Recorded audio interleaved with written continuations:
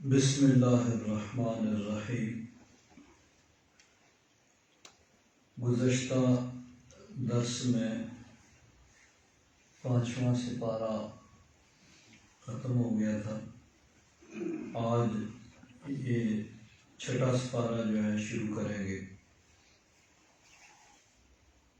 یہ آخری درس ہے اس ماہ رمضان المبارک کا۔ آج آخری اتوار ہے۔ جمعے کے بارے میں تو ابھی چونکہ شک شبہ تھا کہ جمعۃ الوداع ہو گیا یا ہوگا، لیکن اتوار یہ آخری آخری آج درس ہے رمضان شریف کا۔ اگلا جو ہے شوال میں ہوگا۔ تو یہ 5 سال ہو گئے دوبارہ شروع کیے ہوئے۔ درس جو ہے 2018 میں ختم ہوا تھا، تو اس سے رمضان شریف کا ہی مہینہ تھا، تو اب 5 سال میں 5 سپارے جو ہیں وہ مکمل ہو گئے، یعنی ہر سال تقریباً 1 سپارہ مکمل ہوتا ہے۔ تو یہاں سے 6واں سپارہ شروع ہوتا ہے۔ اللہ تبارک و تعالیٰ نے ارشاد فرمایا، لا يحب اللہ الجہر بالسوء من القول۔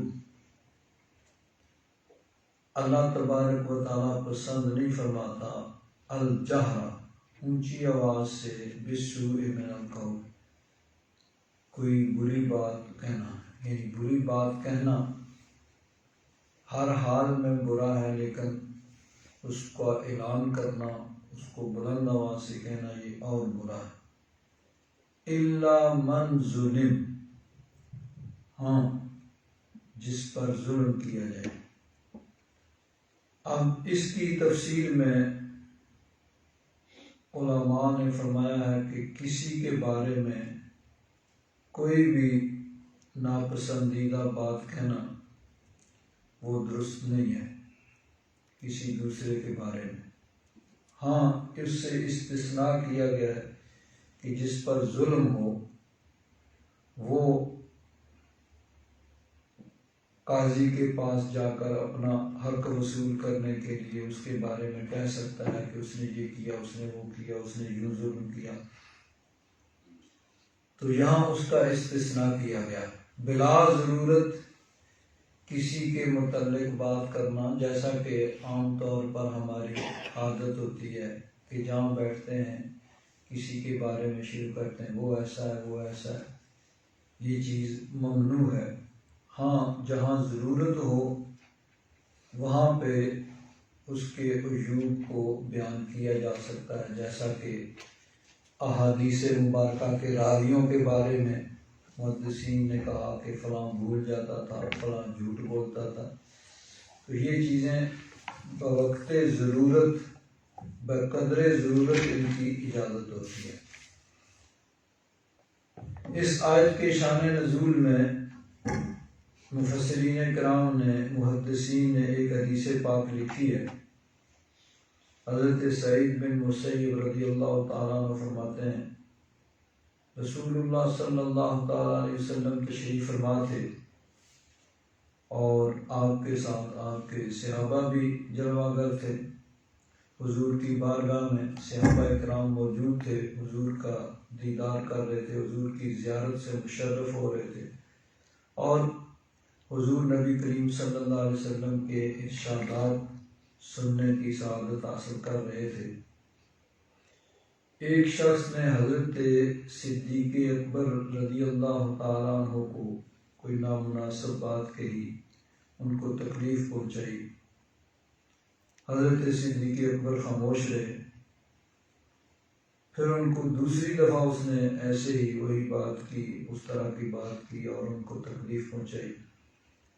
حضرت صدیق اکبر پھر بھی خاموش رہے۔ اس نے تیسری مرتبہ وہی بات کی تو حضرت صدیق اکبر نے اس کا بدلہ لیا، یعنی اس کو جواب دیا۔ جب حضرت صدیق اکبر نے بدلہ لیا، اس کا جواب دیا، تو رسول اللہ صلی اللہ علیہ وسلم اٹھ کر مجلس سے تشریف لے جانے لگے، یعنی اس بات کو ناپسند فرمایا، اور اس ناپسندیدگی کی ظاہر بات ہے کہ آثار بھی چہرہ انور پر ظاہر ہوئے ہوں گے، اور حضور مجلس سے اٹھ کر تشریف لے جانے لگے۔ تو حضرت صدیق اکبر رضی اللہ تعالیٰ عنہ نے عرض کیا یا رسول اللہ کیا آپ مجھ سے ناراض ہو گئے ہیں؟ یعنی یہ آدمی ایک دفعہ 2 دفعہ 3 دفعہ اس نے مجھے نامناسب بات کہہ کے تکلیف پہنچائی، تو میں نے صرف تیسری مرتبہ بدلہ لیا، یعنی اس کا جواب دیا۔ تو نبی کریم صلی اللہ علیہ وسلم نے ارشاد فرمایا جب وہ شخص تمہیں برا کہتا تھا تو آسمان سے ایک فرشتہ نازل ہو کر اس کی تکذیب کرتا تھا، یعنی اس کی جواب دیتا تھا کہ تو غلط کہہ رہا، تو جھوٹ بول رہا۔ اور جب تم نے اس سے بدلہ لیا، یعنی اس کا جواب خود دیا، تو اب وہ فرشتہ چلا گیا، اب شیطان آ گیا۔ تو جس جگہ شیطان آ جائے میں وہاں بیٹھنے والا نہیں ہوں، یعنی وہ آپ کو برا بھلا کہہ رہا تھا۔ تو حضرت صدیق اکبر نے صرف اس کا بدلہ لیا، یعنی اس کا جواب دیا، تو تب بھی حضور نبی کریم صلی اللہ علیہ وسلم نے کو ناگوار ہوا کہ پہلے فرشتہ تمہاری طرف سے جواب لیتا، جب تم نے خود جواب دیا تو اب فرشتہ چلا گیا، اب شیطان آ گیا۔ تو آگے فرماتے ہیں کہ کسی شخص کو برا کہنا، گالی دینا، خواہ وہ زندہ ہو یا مردہ ہو، زندہ ہے یا دنیا سے چلا گیا ہے، اس کے بارے میں کوئی ایسی بات کرنا، اور کسی شخص کی غیبت کرنا، کسی شخص کی چغلی کرنا، یہ تمام امور اس آیت سے ممنوع اور ناجائز قرار دیے کہ یہ کام نہیں کر سکتے۔ آگے احادیث مبارکہ ہیں، نبی کریم صلی اللہ علیہ وسلم نے ارشاد فرمایا، حضرت ابو ہریرہ راوی ہیں، فرمایا کہ ایک دوسرے کو برا کہنے والے جو کچھ بھی کہتے ہیں اس کا وبال ابتدا کرنے والے پر ہوتا ہے جب تک کہ مظلوم تجاوز نہ کرے، یعنی جو شروع کرتا ہے پہلے اس پہ تجاوز۔ اب پھر اس کا پیچھے جو حدیث بیان ہوئی اس سے تعارض ہوگا کہ حضرت صدیق اکبر کو وہ آدمی بار بار برا کہہ رہا ہے، تو آپ نے صرف بدلہ لیا، یعنی اس کا جواب دیا۔ تو اب ایک ہوتا ہے عام آدمی کا حکم، تو جس کا جتنا مرتبہ بلند ہوتا ہے، مقام بلند ہوتا ہے، پھر اس کی یعنی ذمہ داری بھی اتنی ہی بڑی ہوتی ہے۔ تو حضرت صدیق اکبر رضی اللہ تعالیٰ عنہ آپ نے جو کیا شرعاً قانوناً وہ بالکل درست تھا، کہ اگر پہلی دفعہ بھی اس کو جواب دیتے تو درست ہوتا، دوسری دفعہ آپ نے تیسری دفعہ اس کا جواب دیا، لیکن آپ کے مرتبے اور مقام کے پیش نظر نبی کریم صلی اللہ علیہ وسلم نے گویا ایک ہے شریعت اور ایک ہے طریقت اور تصوف۔ تو یہاں ہے شریعت کہ اگر کوئی آدمی کسی کو برا بھلا کہتا ہے تو جس کے بارے میں کہا گیا ہے وہ اس حد تک اس سے بدلہ لے سکتا ہے، اس کا جواب دے سکتا ہے جتنا اس کو کہا گیا، اس سے تجاوز نہ کرے، یہ ہے شریعت۔ اور طریقت کیا ہے، تصوف کیا ہے کہ اس کا بھی جواب نہ دیا جائے۔ چنانچہ قرآن پاک میں بھی اللہ تبارک و تعالیٰ نے ارشاد فرمایا، 25واں سپارہ ہے اور سورہ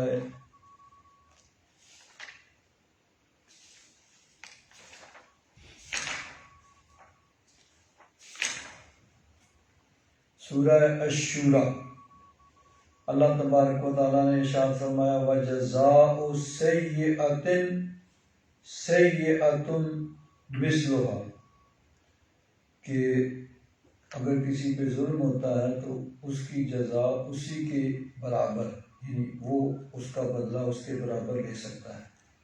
فَمَنْ عَفَا وَأَصْلَحَ فَأَجْرُهُ عَلَى اللَّهِ، لیکن جس نے معاف کر دیا اور اصلاح کی تو اس کا اجر اللہ تبارک و تعالیٰ پر ہے۔ اِنَّهُ لَا يُحِبُّ الظَّالِمِينَ، بے شک اللہ تبارک و تعالیٰ ظالموں کو پسند نہیں فرماتا۔ اس میں بھی دونوں چیزیں آ گئیں، ایک ہے شریعت اور ایک ہے تصوف۔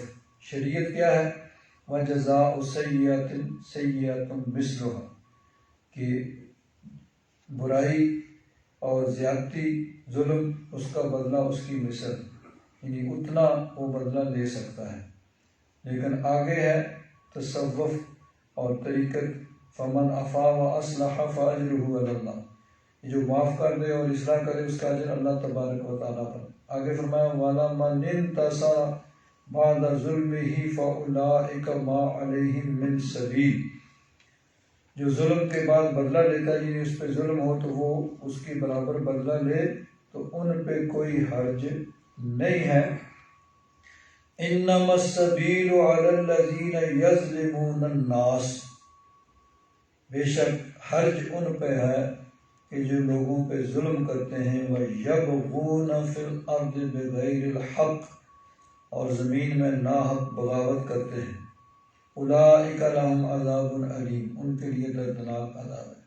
وَلَمَنْ صَبَرَ وَغَفَرَ إِنَّ ذَلِكَ لَمِنْ عَزْمِ الْأُمُورِ، جس نے صبر کیا اور بخش دیا تو یہ بہت ہمت اور حوصلے کی بات ہے۔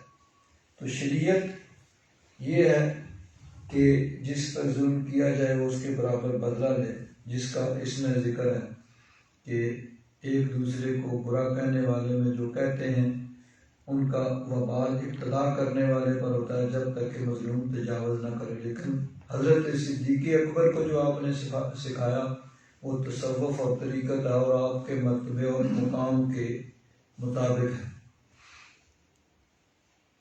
ام المومنین حضرت عائشہ صدیقہ رضی اللہ تعالیٰ عنہ فرماتی ہیں رسول اللہ صلی اللہ علیہ وسلم نے ارشاد فرمایا جب تم میں سے کوئی شخص فوت ہو جائے تو اس کو چھوڑ دو، اس کو برا نہ کہو۔ دوسری حدیث حضرت عبداللہ بن عمر سے ہے، نبی کریم صلی اللہ علیہ وسلم نے ارشاد فرمایا اذکروا محاسن موتاکم، جو تم میں سے فوت ہو چکے ہیں ان کے محاسن، ان کی خوبیوں کو تو بیان کرو کہ اس میں یہ خوبی، یعنی واقعتاً جو خوبیاں ان میں تھیں ان کو بیان کرو۔ وَكُفُّوا عَن مَسِيئِهِمْ، اور ان کی جو برائیاں ہیں ان سے باز رہو، کیونکہ اب اس کو بیان کرنے کا فائدہ نہیں ہے۔ تو اگر فائدہ کہیں شرعی فائدہ ضرورت ہوگی تو بیان کیا جائے گا، جس طرح راویان حدیث جو اس دنیا سے جا چکے تھے ان کے متعلق بعد میں آنے والے محدثین نے بیان کیا کہ فلاں جو ہے آخری عمر میں ان کا حافظہ درست نہیں رہا تھا اور وہ بھول جاتے تھے، کسی کے بارے میں کہا کہ وہ ضعیف روایت کرتا تھا، کسی نے کہا کہ موضوع روایتیں فلاں بیان کرتا تھا، وہ درمیان میں اپنا کلام داخل کر دیتا تھا۔ تو یہ ضرورت ہے تاکہ احادیث کو صحیح ضعیف موضوع کو الگ کیا جا سکے، تو اس ضرورت کے پیش نظر یعنی بیان کیا گیا۔ حضرت ابو ہریرہ رضی اللہ تعالیٰ عنہ فرماتے ہیں رسول اللہ صلی اللہ علیہ وسلم نے ارشاد فرمایا کیا تم جانتے ہو کہ غیبت کیا چیز ہے؟ صحابہ کرام نے عرض کیا یا رسول اللہ، اللہ اور اس کا رسول زیادہ جاننے والے ہیں۔ یعنی صحابہ کرام کا طریقہ مبارکہ یہ تھا کہ نبی کریم صلی اللہ علیہ وسلم کی بارگاہ میں جب آتے تو حضور جب کوئی چیز پوچھتے تو اس کا علم ہونے کے باوجود بھی اللہ رسول پہ وہ چھوڑتے کہ اللہ و رسولہ عالم، اللہ رسول بہتر جانتے ہیں، یعنی ہمارے علم سے زیادہ اللہ رسول کا علم ہے، ہمارے پاس تو جو کچھ ہے اللہ تعالیٰ کا دیا ہوا ہے اپنے محبوب کے واسطے سے۔ تو اس لیے صحابہ کرام یہی عرض کرتے اللہ و رسولہ عالم، اللہ رسول بہتر جانتے ہیں، زیادہ جانتے ہیں۔ تو فرمایا کہ غیبت کیا ہے؟ صحابہ نے عرض کیا اللہ و رسولہ عالم۔ تو آپ نے فرمایا کہ ذکر کا اخا کا بما یکرہ، اپنے کسی بھائی کی ایسی کوئی بات بیان کرو جس کو وہ ناپسند کرے، یعنی جو تم کہو تو اس کو تکلیف ہو۔ تو صحابہ کرام نے عرض کیا یا رسول اللہ یہ تو فرمائیے کہ اگر وہ عیب اس کے اندر موجود ہو تو پھر ہم اس کو بیان کریں۔ تو نبی کریم صلی اللہ علیہ وسلم نے ارشاد فرمایا اگر اس میں وہ عیب موجود ہے اور تم اس کو بیان کر رہے ہو تو اسی کا نام تو غیبت ہے۔ جس میں کوئی عیب موجود ہے اور تم اس کو بیان کر رہے ہو یہی تو غیبت ہے۔ اور اگر اس میں وہ عیب ہے ہی نہیں اور تم ویسے ہی کہہ رہے کہ اس میں یہ عیب ہے اس میں یہ عیب ہے تو یہ تو بہتان ہے، وہ غیبت نہیں، وہ تو بہتان ہے۔ غیبت یہی ہے کہ کسی میں کوئی عیب موجود ہے اور تم بغیر ضرورت شرعی کے اس کو بیان کرتے ہو۔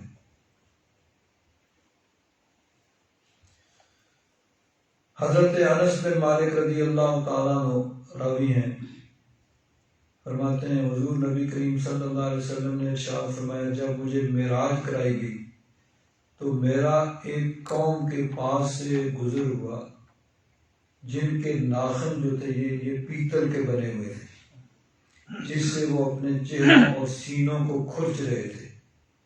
ناخن پیتل کے، آدمی ناخن ذرا بڑھ جائیں تو اس سے انسان کا جسم جو ہے زخمی ہو جاتا ہے، اور پیتل کے ناخن ہیں ان کے ساتھ اپنے چہروں کو اور سینوں کو وہ کھرچ رہے ہیں۔ تو حضور نے فرمایا کہ میں نے جبریل سے پوچھا کہ یہ کون لوگ ہیں۔ اب یہ حضور نبی کریم صلی اللہ علیہ وسلم پوچھتے معراج کی رات اور حضرت جبریل امین عرض کرتے جا کے حضور اپنی امت کو جا کے بیان کرے۔ تو میں نے کہا کہ جبریل یہ کون لوگ ہیں؟ تو حضرت جبریل امین نے عرض کیا کہ یا رسول اللہ یہ وہ کہ جو لوگوں کا گوشت کھاتے تھے ان کی بے عزتی کرتے تھے، یعنی ان کی غیبت کرتے تھے، ان کی غیر موجودگی میں ان کے عیوب کو بیان کرتے تھے۔ اب یہ جو ہوتا ہے انسان کی زبان، یہی چیز ہے جو انسان کو ہلاک کرتی ہے کہ زبان کا آدمی بے جا استعمال کرتا ہے۔ تو اس لیے آگے وہ احادیث یہاں بیان کی گئی ہیں جس میں زبان کے متعلق نصیحت اور اس کی حفاظت کرنے کا حکم ہے۔ تو حضرت عقبہ بن عامر رضی اللہ تعالیٰ عنہ بیان کرتے ہیں کہ میں نے عرض کیا یا رسول اللہ نجات کیسے ہوگی؟ آپ نے فرمایا اپنی زبان کو بند رکھو اور اپنا گھر فراخ رکھو، اپنے گناہوں پر رو، یعنی زبان کا کنٹرول کرو، اس کا بے جا استعمال نہ کرو، اور گھر کو فراخ رکھو یعنی مہمانوں کی خاطر مدارت کرو، اور اپنے گناہوں پر رو، اپنے گناہوں کو یاد کر کے ان پہ رو، توبہ کرو اللہ تبارک و تعالیٰ کی بارگاہ میں۔ کیونکہ انسان عام طور پر یہی ہوتا ہے کہ انسان اپنی اچھائیوں کو تو یاد رکھتا ہے، اس کے لیے تو ہم نے بڑے رجسٹر بنائے ہوئے ہیں، لکھا ہوا ہے، بڑی اچھی طرح یاد ہے میں نے فلاں وقت یہ کیا، فلاں وقت یہ کیا، اور گناہوں کو ہم بھول جاتے ہیں، صبح سے شام تک گناہ کرتے ہیں اور وہ بھول جاتے ہیں کہ ہم نے کیا کیا، اور نیکیوں کو ہم یاد رکھتے ہیں۔ تو گناہوں کو یاد کر کے ان سے اللہ تبارک و تعالیٰ کی بارگاہ میں استغفار کرنا۔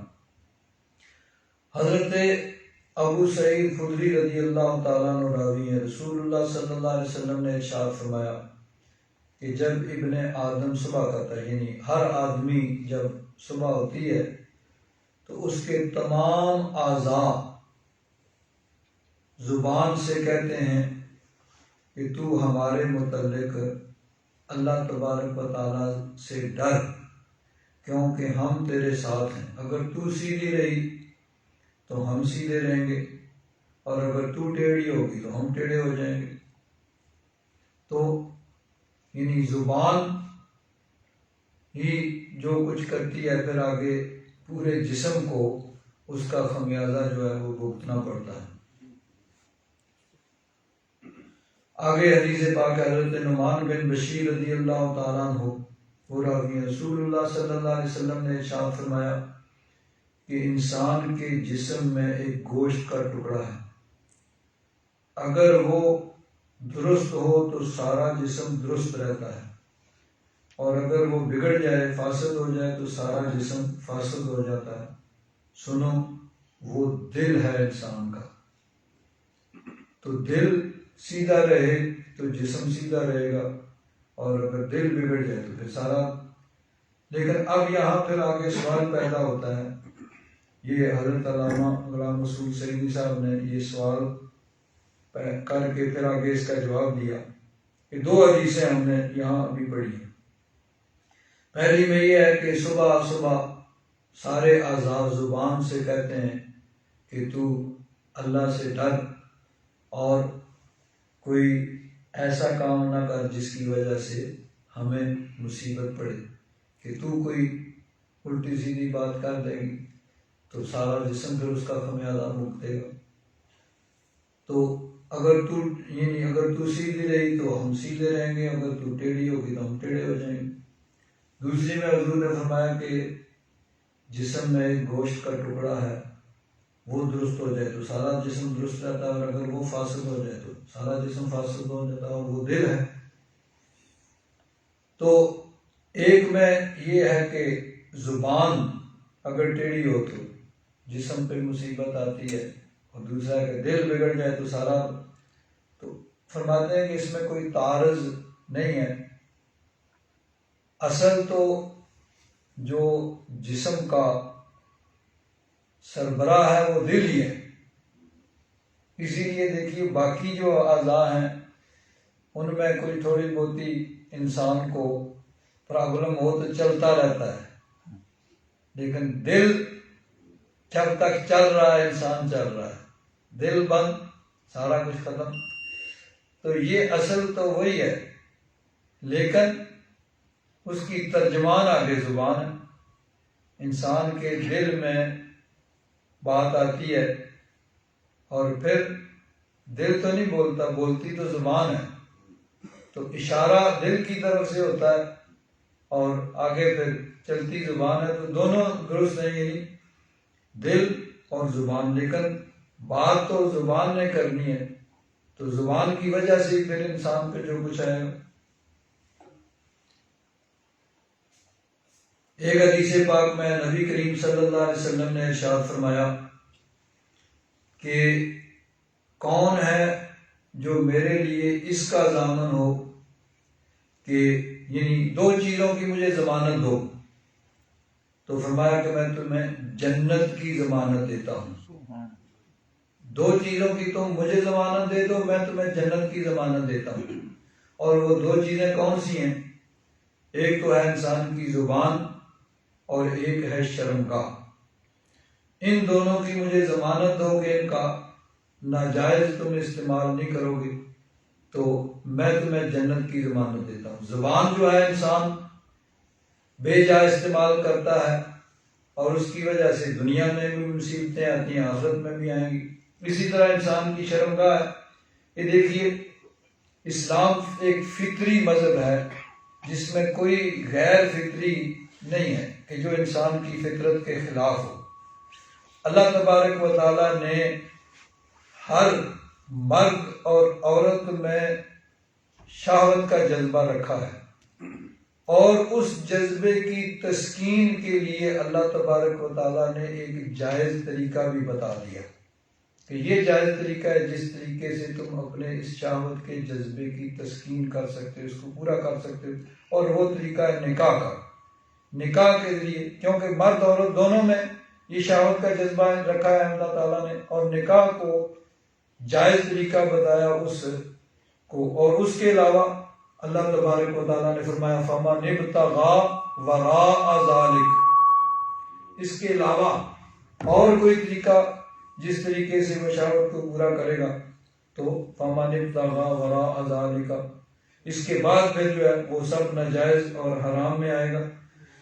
تو اللہ تبارک و تعالیٰ نے انسان مرد ہو یا عورت اس میں شہوت کا جذبہ رکھا اور اس کو ایک جائز طریقہ بھی بتا دیا اس کو پورا کرنے کا. تو اس کو چھوڑ کے اور کوئی طریقہ اختیار کرے گا تو ناجائز اور حرام ہوگا.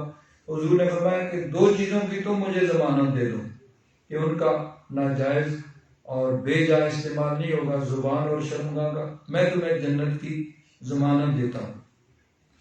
تو دیکھیے انسان کے صرف زبان ہی نہیں، قیامت کے دن انسان کے اپنے سارے اعضاء اس کے خلاف گواہی دیں گے. جو کچھ انسان نے کیا ہوگا نا وہ سب کچھ، یعنی اس وقت پھر زبان پہ مہر ہو جائے گی. زبان جو دنیا میں بولتی ہے اس کو بند کر دیا جائے گا، اور باقی اعضاء پھر انسان کے اپنے خلاف وہ گواہی دیں گے. جیسا کہ سورہ یاسین میں ہے، اللہ تبارک و تعالیٰ نے فرمایا الیوم نختم علی افواہہم، آج ہم ان کے منہوں پہ مہریں کر دیں گے، یعنی زبان بند ہو جائے گی. جو زبان بولتی ہے وہ ختم ہو جائے گی، اس کے بولنا بند ہو جائے گا. وَتُكَلِّمُنَا أَيْدِيهِمْ، اور بات کریں گے ہم سے ان کے ہاتھ. وَتَشْهَدُ أَرْجُلُهُمْ، اور گواہی دیں گے ان کے پاؤں. بِمَا كَانُوا يَكْسِبُونَ، جو کچھ کرتے تھے. تو خود اپنے ہاتھ اور پاؤں جو ہیں وہ انسان کے خلاف گواہی دیں گے، کس نے فلاں وقت یہ کیا تھا، فلاں وقت یہ کیا تھا.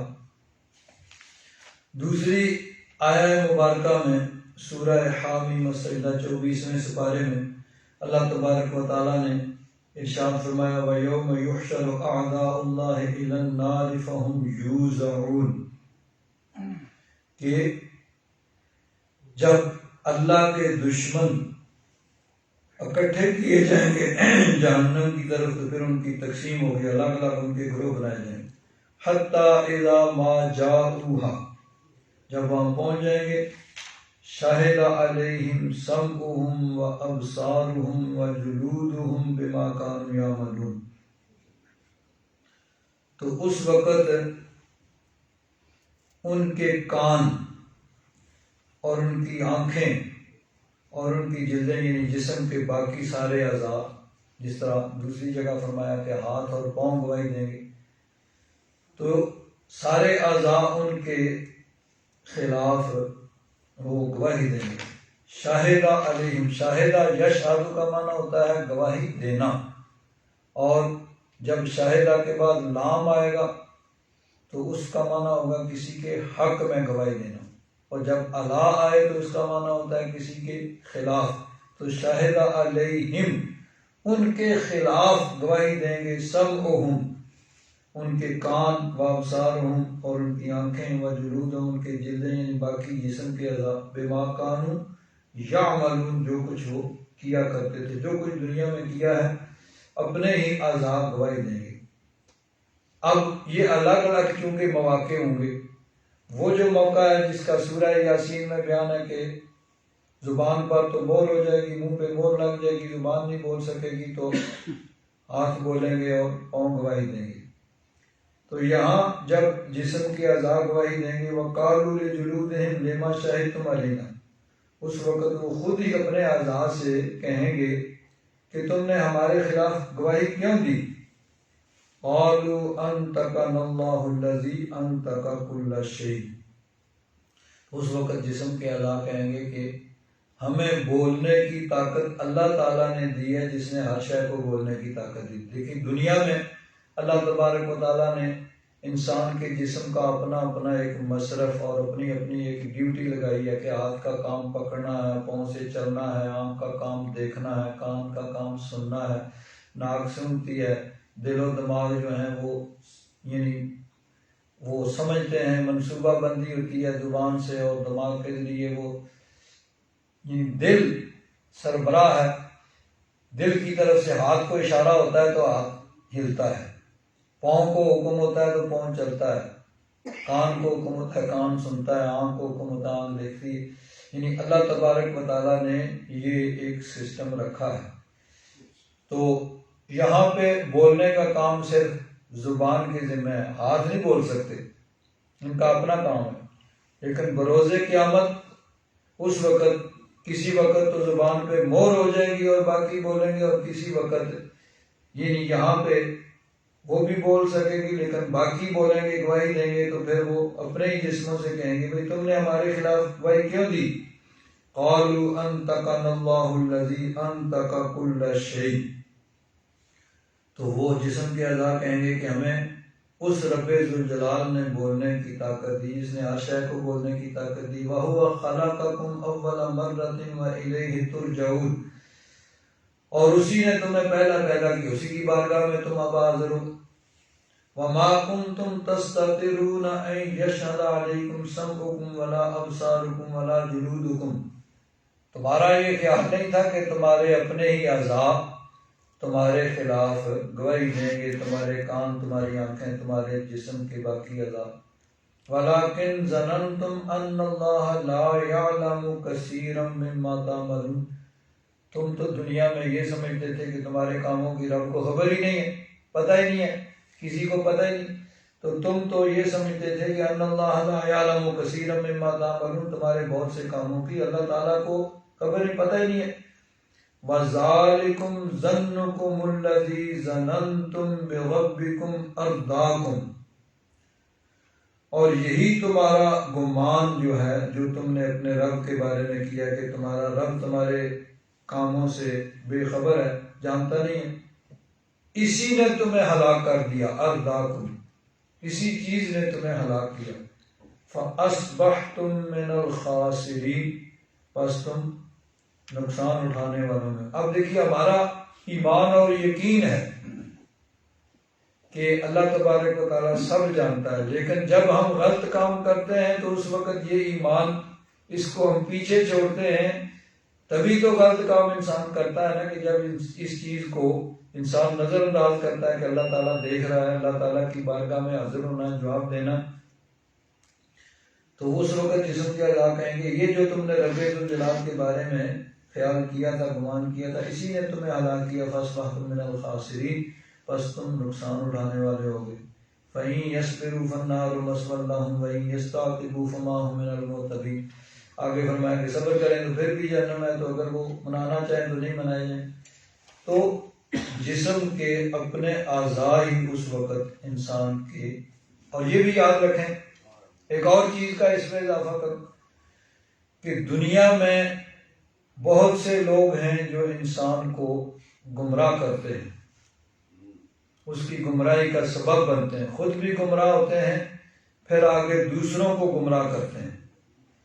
تو ان کا بھی بروز قیامت وہاں ٹاکرا ہوگا، آپس میں ایک دوسرے سے آمنا سامنا ہوگا، اور ایک دوسرے کو پھر وہ الزام تراشی ہوگی، تم نے گمراہ کیا۔ جس طرح جسم کی اپنے اعضاء گواہی دیں گے اور آپس میں ٹاکرا ہوگا، اسی طرح دنیا میں گمراہ کرنے والے اور گمراہ ہونے والے، یعنی جنہوں نے، جو خود گمراہ تھے اور دوسروں کو گمراہ کیا تھا، اور جو ان کی بات مان کے گمراہ ہوئے تھے، وہ سب کے سب یعنی سامنے ہوں گے اور ایک دوسرے سے بات۔ سورہ الصافات میں فرمایا ہوا اقبل بعضهم على بعض يتساءلون، وہ ایک دوسرے سے سوال کریں گے۔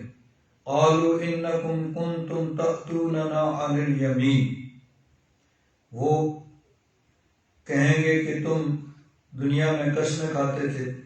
قالوا بل لم تکونوا مؤمنین، یعنی گمراہ کرنے والوں کو، جو ان کی بات مان کے گمراہ ہوئے، وہ کہیں گے تم نے ہمیں گمراہ کیا، تم قسم کھا کے کہتے کہ ہم درست ہیں اور ہمارے پیچھے لگ جاؤ۔ تو وہ آگے سے جواب دیں گے بل لم تکونوا مؤمنین، بلکہ تم خود ہی مومن نہیں تھے۔ وما کان لنا علیکم من سلطان، ہمارا تم پر کوئی زور تو نہیں تھا نا۔ بل کنتم قوما طاغین، بلکہ تم سرکش لوگ تھے۔ تو اس وقت تو شیطان بھی جو ہے وہ بھی جواب دے جائے گا۔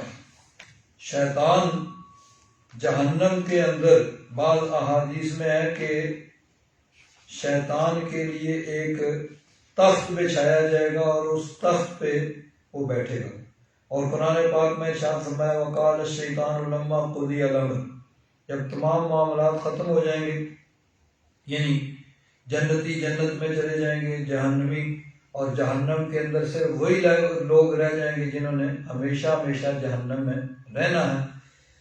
قضی الامر یعنی سارے معاملات حل و ختم ہو جائیں گے۔ تو اس وقت شیطان کہے گا، جس طرح وہ حدیث میں ہے کہ اس کے لیے تخت بچھایا جائے گا، اس بیٹھ جائے گا اور اس کے ارد گرد وہ لوگ ہوں گے جو اس کے مان کی گمراہ ہوئے، تو وہ کہے گا اللہ تعالیٰ نے تم سے وعدہ کیا تھا اور سچا وعدہ کیا تھا، میں نے تم سے جھوٹا وعدہ کیا تھا، اور میرا تم پر کوئی وما کان لی علیکم من سلطان، میرا تم پر کوئی زور نہیں تھا، الا ان دعوتکم، ہاں میں نے تمہیں بلایا، فاستجبتم لی، تم بھاگے ہوئے آگے، فلا تلومونی، آج مجھے ملامت نہ کرو۔ وہ کہیں گے نا شیطان تو نے ہمیں گمراہ کیا اور ہمیں جہنم کا ایندھن بنایا، تو وہ کہے گا فلا تلومونی، مجھے تم ملامت نہ کرو، ولوموا انفسکم، اپنے آپ کو ملامت کرو۔ تو اس وقت جو لوگ دوسروں کی بات سن کے گمراہ ہوئے، وہ اپنے گمراہ کرنے والوں کو ملامت کریں گے، تو کہیں گے بھئی خود ہی گمراہ ہوئے، ہمارا کوئی زور تو نہیں تھا، ہمارا تو کام تھا، ہم تو بولتے رہتے تھے اور تم بھاگے ہوئے چلے آ رہے، دنیا میں بڑے عقل مند سمجھدار لگتے تھے کہ ہم خود تحقیق کریں گے، بھئی خود تحقیق کریں گے۔ کس چیز کی تحقیق کریں گے بھئی؟ جب تمہیں علم ہی نہیں ہے تو تم تحقیق کس چیز کی کرو گے؟ جب دین کے بارے میں تمہیں علم، ٹھیک ہے دنیا میں کسی فیلڈ میں ہو، تم بڑے ماہر ہو اپنی فیلڈ کے، لیکن دین کے بارے میں تمہیں علم نہیں ہے، تم جس کی بات سنو گے تم کہو گے ٹھیک کہتا ہے۔ جب علم نہیں ہے اور ایک آدمی اس فیلڈ کا ماہر ہے، جس کا کام ہی ہے کہ صبح سے شام تک وہ یہ سوچتا رہے کہ میں نے کس طرح دوسرے کو اپنی بات پہنچانی ہے اور اس کو کس طرح میں نے اپنی بات کنوے کرنی ہے اور کس طرح اس کو متاثر کرنا ہے، تو تم جس کی بات سنو گے کہو گے بھائی درست کہہ رہا۔ تو جب تحقیق کرو گے، نکلو گے ہم جی تحقیق کر کے دیکھتے ہیں کون سا سچا ہے، تو جو جس کے ہتھے چڑھ جاؤ گے اسی کی بات تمہیں اچھی معلوم ہوگی، سچی معلوم ہوگی۔ تو دنیا میں تو یہ ہوتا ہے کہ کسی کی بات سن کے آدمی اس کے پیچھے لگ جاتا ہے، گمراہ ہو جاتا ہے، لیکن قیامت کے دن پھر ایک دوسرے کو ملامت کریں گے۔ اب دیکھیے الحمدللہ ہم قرآن و سنت پر عمل کرتے ہیں اور 1400 سال سے اہل حق، اہل سنت و جماعت قرآن و سنت پہ عمل کر رہے ہیں۔ قرآن و سنت سے باہر کچھ ہمارے عقائد میں نہیں ہے، جو کچھ ہے قرآن و سنت کا عقیدہ ہے، اور یہ وہ چیز ہے کہ جو صحابہ کرام رضوان اللہ تعالیٰ علیہم اجمعین نے نبی کریم صلی اللہ علیہ وسلم سے سیکھی، کہ قرآن پاک نبی کریم صلی اللہ علیہ وسلم سے انہوں نے سیکھا اور نبی کریم صلی اللہ علیہ وسلم سے انہوں نے خود سمجھا قرآن پاک۔ صحابہ کرام سے آگے تابعین، پھر آگے تبع تابعین، ائمہ مجتہدین، محدثین، مفسرین، اولیاء کرام، یہ لوگ ہیں جنہوں نے قرآن و حدیث کو صحابہ کرام کے طریقے پر سمجھا اور صحابہ کرام کے طریقے پر آج تک چل رہے۔ باقی جتنے گمراہ فرقے ہیں وہ تصوف کا، روحانیت کا، ولایت کا اس لیے ہی انکار کرتے ہیں کہ ولایت ان میں ولی ہے ہی کوئی نہیں، اس لیے ولایت کا ہی انکار کر دیتے ہیں کہ ولایت ہے ہی کوئی نہیں۔ حالانکہ یہ لوگ ہیں جنہوں نے زندگی بھر خود بھی قرآن و حدیث پہ عمل کیا ہے، اور ایک ایک ولی نے لاکھوں لوگوں کو کلمہ پڑھا کے مسلمان کیا ہے۔ آج گمراہ فرقے نکلے ہیں، کسی غیر مسلم کو تو مسلمان کرنے کی ان کو طاقت نہیں ہے، ہمت نہیں ہے، بس مسلمانوں کو وہ کافر مشرک ثابت کرنے اور اس کو گمراہ کرنے میں لگے ہوئے ہیں۔ تو بروز قیامت پھر یہ سب اس وقت ایک دوسرے پہ الزام تراشی ہوگی، لیکن اس وقت کا فائدہ نہیں ہوگا۔ اس وقت تو اللہ تعالیٰ کی بارگاہ میں ایک جگہ اللہ تبارک و تعالیٰ نے ارشاد فرمایا کہ جب وہ سب اکٹھے ہوں گے نا، ان کو جہنم کے اندر اکٹھا کیا جائے گا، تو قال ادخلوا فی امم قد خلت من قبلکم من الجن والانس فی النار، جہنم میں سارے اکٹھے ہو جائیں گے، کلما دخلت امۃ لعنت اختہا، جب بھی کوئی ایک گروہ جہنم میں داخل ہوگا دوسروں پہ، اپنے پہلوں پہ وہ ملامت کرے گا، لعنت کرے گا کہ انہوں نے ہمیں گمراہ، حتی اذا ادارکوا فیہا جمیعا، جب سب وہاں پہ جمع ہو جائیں گے، اکٹھے ہو جائیں گے، قالت اخراہم لأولاہم، تو آخر والے پہلوں سے کہیں گے ربنا ہؤلاء اضلونا، کہ اے ہمارے رب یہ لوگ ہیں جنہوں نے ہمیں گمراہ کیا، یعنی پہلوں کو جن کی بات مان کے وہ گمراہ ہوئے تھے، ان کو بارے میں کہیں گے کہ یا رب ذوالجلال جنہوں نے ہمیں گمراہ کیا فآتہم عذابا ضعفا من النار، ان کو دگنا عذاب دے جہنم کا۔ قال اللہ تبارک و تعالیٰ کی طرف سے ارشاد ہوگا لکل ضعف، سب کے لیے دگنا ہے، لیکن ولکن لا تعلمون، تمہیں علم نہیں ہے۔ وقالت اولاہم لاخراہم، وہ پہلے والے بعد والوں سے کہیں گے جن کے کہنے سے بعد والے گمراہ ہوئے تھے۔ بعد والوں نے کہا تھا نا کہ انہوں نے ہمیں گمراہ کیا اس لیے ان کو دگنا عذاب ہونا چاہیے، تو اللہ تعالیٰ نے فرمایا سب کو دگنا ہے۔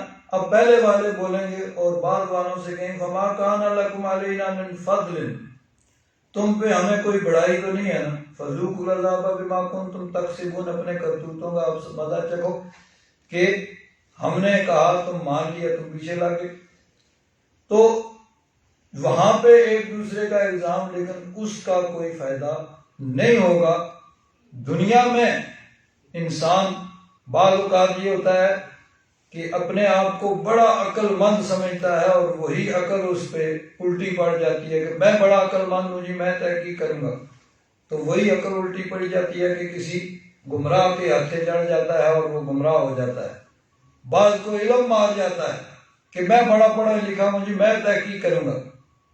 اب ٹھیک ہے وہ پڑھا ہوگا، ڈاکٹر ہوگا، انجینئر ہوگا، بزنس مین ہوگا، پالیٹیشین، کچھ بھی ہوگا، لیکن اس کے بارے میں، دین کے بارے میں تو علم نہیں ہے۔ یہاں تو جس کی بات سنے گا اسی کے پیچھے لگ جائے گا۔ تو بعض اوقات انسان کی عقل اور علم جو ہے وہی الٹا پڑ جاتا ہے، وہی انسان کی گمراہی کا سبب جو ہے وہ بن جاتا ہے۔ تو بہرحال بروز قیامت یہ جو گمراہ فرقے ہیں یہ بھی ایک دوسرے پہ یعنی الزام تراشی کریں گے، انسان کے اپنے اعضاء اس کے خلاف گواہی دیں گے کہ یعنی یہ دنیا میں یہ کرتا رہا۔ تو اللہ تبارک و تعالیٰ نے فرمایا لا يحب اللہ الجہر بالسوء من القول الا من ظلم، بلند آواز سے کوئی بری بات کہنا، یعنی ہر حالت میں برا ہے لیکن بلند آواز سے کہنا اونچ اور برا ہے، الا من ظلم، ہاں جس پہ ظلم کیا گیا وہ اپنی داد رسی کے لیے، ظلم کا بدلہ لینے کے لیے، یعنی وہ حاکم کے پاس جا کے اس کی شکایت کر سکتا ہے، اس کے ظلم کو بیان کر سکتا ہے اور اپنی داد رسی کر سکتا ہے۔ وَقَانَ اللَّهُ سَمِيعًا عَلِيمًا، اور اللہ تبارک و تعالیٰ سمیع و علیم ہے، سنتا بھی ہے اور جانتا بھی ہے۔ یہ جو ہوتا ہے نا خواتین آیات، یعنی آیت کا خاتمہ، مفسرین فرماتے ہیں کہ یہ ایک مستقل علم ہے کہ اس میں بھی خاص راز کی بات ہوتی ہے۔ تو اللہ تعالیٰ نے فرمایا کہ بلند آواز سے بری بات، یعنی کسی کے بلا ضرورت کسی کے عیب کو بیان کرنا یہ بھی درست نہیں ہے۔ ہاں جس پہ ظلم ہو وہ بیان کر کے داد رسی کر سکتا ہے، لیکن دنیا میں دیکھیے یہ بھی ہوتا ہے کہ ایک انسان ظلم کرتا ہے، دوسرا کمزور ہوتا ہے۔ عام طور پر یہی ہوتا ہے کہ ظلم جو ہے وہ کمزور پر ہی ہوتا ہے، جو طاقتور ہوتا ہے، جس کو مال و دولت ملا ہوتا ہے، عہدہ و اقتدار ہوتا ہے، جس کے پاس پاور ہوتی ہے، تو اپنی مال و دولت کے بل بوتے پہ، اپنے عہدہ و اقتدار کے بل بوتے پہ، اپنے طاقت کے بل بوتے پہ وہ دوسرے پہ ظلم کرتا ہے، اور مظلوم جو ہے وہ کچھ نہیں کر سکتا، اس سے بدلہ نہیں لے سکتا۔ بعض اوقات بلکہ اکثر دنیا میں یہی ہوتا ہے کہ اس کو جا کے حاکم کے پاس جاتا ہے، وہاں بھی اس کی داد رسی نہیں ہوتی ہے، وہاں بھی اسی کو فیور کیا جاتا ہے، جو طاقتور ہوتا ہے، جو ظالم ہوتا ہے اس کو فیور کیا جاتا ہے، اور مظلوم کو وہاں پر بھی جو ہے وہ مثل مشہور ہے کہ اگر کوئی ایک آدمی طاقتور ہو، کوئی کمزور اس راستے سے گزر رہا ہو تو وہ اس کو کہے بھائی تو یہاں سے نہیں گزر سکتا، اور اسی طرح اگر کوئی کمزور ہو کوئی طاقتور گزرے اور کمزور کو اس پہ اعتراض ہو کہ تو یہاں سے نہیں گزر سکتا۔ اب دونوں صورتوں میں معاملہ اگر حاکم کے پاس جائے تو اگر وہ کہے جی میں یہاں سے گزرنا چاہتا ہوں، یہ عام راستہ ہے تو یہ مجھے گزرنے نہیں دیتا، تو وہ کہے گا، حاکم کہے گا بھائی اور راستہ کوئی نہیں ہے، یہیں سے تو نہیں گزرنا ہے، اور کسی راستے سے گزر جاؤ۔ اور اگر کوئی کمزور جا کے کہے بھائی یہ یہاں سے گزرتا ہے، مجھے تکلیف ہوتی ہے، میرے گھر میں یہ ہے وہ ہے، پردگی ہوتی ہے، تو اس کو منع کیا جائے تو وہ حاکم کہے گا یہ تمہارے باپ کا ہے۔ تو دونوں صورتوں میں حاکم بھی عام طور پر جو ہیں وہ ظالم کی، طاقتور کی ہی مدد کرتے ہیں، اسی کی فیور کرتے ہیں، مظلوم کی نہیں ہوتی ہے۔ لیکن اللہ تعالیٰ نے فرمایا کہ یاد رکھو دنیا میں ایک مظلوم ہے، وہ خود بدلہ نہیں لے سکتا، اور اگر قانون حاکم بھی اس کی مدد نہیں کرتا تو اللہ تبارک و تعالیٰ تو ہے نا، اللہ تبارک و تعالیٰ تو سب دیکھ رہا ہے جانا۔ تو بروز قیامت جب رب ذوالجلال کی بارگاہ میں حاضری ہوگی تو پھر وہاں حق اور سچ کے فیصلے ہوں گے۔ وہاں پہ پھر یعنی دنیا میں جس نے جو ظلم کیا ہے سب سامنے آ جائے گا، اور سب کچھ پھر اس کو وہاں پہ یعنی اس کا بدلہ اس کو دینا پڑے گا، اور وہاں اس کو سزا ملے گی۔ تو فرمایا وَقَانَ اللَّهُ سَمِيعًا عَلِيمًا، اللہ تبارک و تعالیٰ سننے والا جاننے والا۔ ان تبدو خیرن، اگر تم بھلائی کو ظاہر کرو، او تخفوہ، یا اس کو تم چھپاؤ، او تعفو عن سوء، یا کسی برائی کو تم معاف کر دو، فإن اللہ کان عفوا قدیرا، بے شک اللہ تبارک و تعالی وہ معاف فرمانے والا ہے اور ہر چیز پہ قادر ہے۔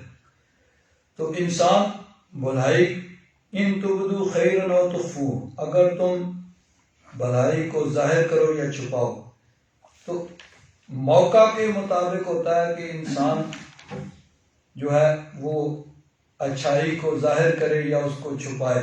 اس میں ایک یہ بھی ہے کہ جو فرائض ہیں ان کو سب کے سامنے ادا کرنا چاہیے، مثلا فرض نماز ہے، زکوٰۃ ہے، حج ہے، اور جو نوافل ہیں ان کو چھپانا چاہیے، یعنی جہاں تک ممکن ہو کہ وہ دوسروں کو اس کا علم نہ ہو۔ لیکن بعض اوقات دوسروں کو ترغیب دینے کی غرض سے انسان نوافل کو بھی ظاہر کر سکتا ہے، نفلی صدقہ دوسروں کو دکھا کے کرے کہ دوسروں کو ترغیب پیدا ہو، دوسرے بھی کریں۔ تو اس چیز کو اللہ تبارک و تعالیٰ نے فرمایا، دوسری جگہ فرمایا ان تبدوا الصدقات فنعما ہی، اگر تم صدقات کو ظاہر کرو تو یہ بہت اچھا ہے۔ وَإِن تُخْفُوهَا وَتُؤْتُوهَا الْفُقَرَاءَ فَهُوَ خَيْرٌ لَكُمْ، اور اگر تم ان کو چھپاؤ اور چھپا کے فقراء کو دو تو یہ بھی تمہارے لیے بہتر ہے۔ دونوں صورتوں میں اصل انسان کی نیت ہوتی ہے۔ اگر نیت ہے کہ لوگ دیکھیں، لوگوں میں میری تعریف ہو، لوگ کہیں میں بڑا سخی ہے، اور لوگوں میں میری سخاوت کا غلغلہ ہو، تو یوں تو ہو جائے گا، دنیا میں ہو جائے گا، لوگ تعریف کریں گے بھائی دیکھو کتنا سخی ہے، کتنی سخاوت کر رہا، لیکن پھر یہیں پہ معاملہ ختم ہو جائے گا، آگے پھر کچھ نہیں ہوگا، کیونکہ جو نیت تھی وہ حاصل ہوگی۔ نیت اس سے یہ تھی کہ لوگ تعریف کریں بھائی بڑا سخی ہے جی، یہ بڑا داتا ہے، لوگوں دیتا ہے جی، غریبوں کو دیتا ہے، مسکینوں کو دیتا ہے، یہ نیت ہو، اور اس نیت سے آدمی دے اور لوگوں کو دکھائے، لوگ دیکھیں، لوگ تعریف بھی کریں، تو ہو جائے گی تعریف، ختم ہو جائے گا معاملہ۔ اور اگر نیت یہ ہے کہ اس سے دوسروں کو ترغیب پیدا ہوگی، دوسرے بھی دیں گے، تو یہ اچھی نیت ہے۔ مقصود رضائے الہی ہو، اللہ تبارک و تعالیٰ کو راضی کرنا ہو، رب کو راضی کرنا ہو، رب کو راضی کرنے کے لیے لیکن ساتھ یہ ہے کہ دوسروں کو ترغیب پیدا ہوگی، دوسرے بھی آگے بڑھیں، تو اس نیت سے اگر کرے تو اصل چیز انسان کی نیت ہے کہ انسان کس نیت سے کرتا ہے۔ تو عام حالات میں صدقہ جو ہے اس کو مخفی رکھنا، چھپانا، یہی بہتر ہے، اسی میں زیادہ انسان کی یعنی نیت کی بہتری ہوتی ہے اور نیت کی خلوص ہوتا ہے۔